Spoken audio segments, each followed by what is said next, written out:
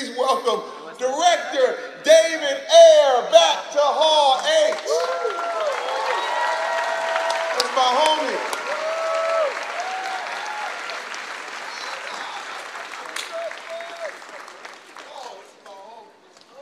This is my man right here. What's up? What's up? Hall H. This is the house of Netflix. This is Netflix right now. We're here to represent Netflix. What's up with that? Boy, Netflix house, bitch.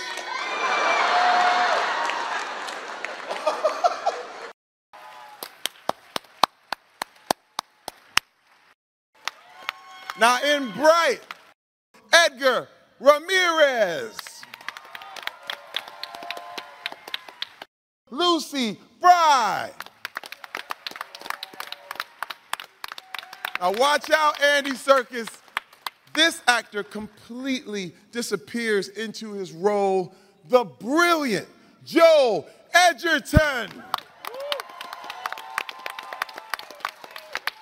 And please give it up for my man, the biggest movie star in the world, the incomparable Will Smith!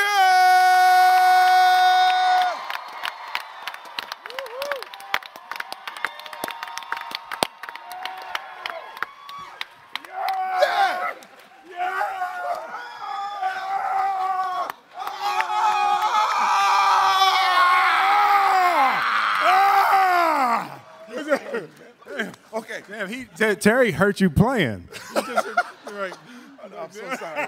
I'm so sorry. Don't sue me. Don't sue me, please. David, do you have something to show us right now? I brought a little something with me. So you guys are going to be the first people on the planet to see this new trailer for Bright. So check this shit out. All right, let's take a look.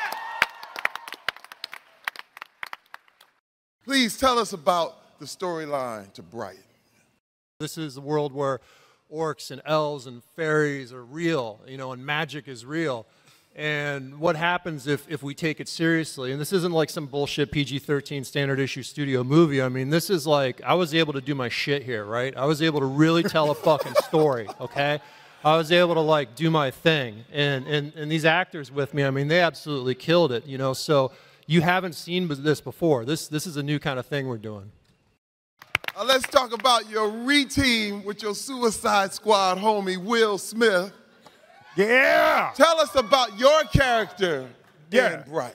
Yeah, I play the Detective Ward, you know, and it was like such a beautiful thing to be able to get back with Dave, and especially in this opportunity. It is such a bizarre world. I mean, I'm sure you can tell a little bit from the trailer, but it's this crazy mashup of like the grit and that hard rated R grime of you know, Training Day, like that kind of vibe, but then smashed with Lord of the Rings, you know. You know, it has a lot to do with, I think, how Netflix does their business is, you know, they let you be a filmmaker, and they're like, what's the best place to shoot this movie? And I'm like, Los Angeles, fine, we're going to do it. Done. They gave me all the tools. They gave me all the resources. They let me be creative. You know, you can ask the actors, the environment on set.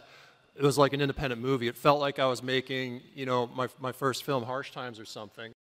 Well, the great thing about transforming for this character is when someone puts a couch on your face. Yeah. Which is what I called my makeup because it's made of foam. It's impossible not to transform.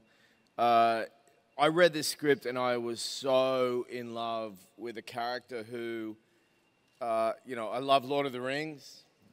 The idea of playing an orc who is trying desperately to be as much like a human being as possible. The idea that I'm playing a guy who just really wants to be liked and yet looks like a monster. I got to tell you though, driving around downtown LA in a car with the windows open and no lockdown streets, and I'm looking like I look in the movie, The Power of Will Smith. Nobody cares that a monster was driving the car. They're like, Will! LA! Will! It's like, who cares that his chauffeur is a monster? LA don't give a damn. I feel a bit upset, actually, to be honest. Well, I did a lot of fight training. David always wants this actor to come in and do like a long preparation period. So I did a lot of fight training, a lot of shooting. I was out in a shooting range, shot like big guns, small guns. And then I had to try to learn how to move in really high heels and a tight suit, gloves, rings, jewelry. It was a lot, and then contact lenses, elf ears, teeth.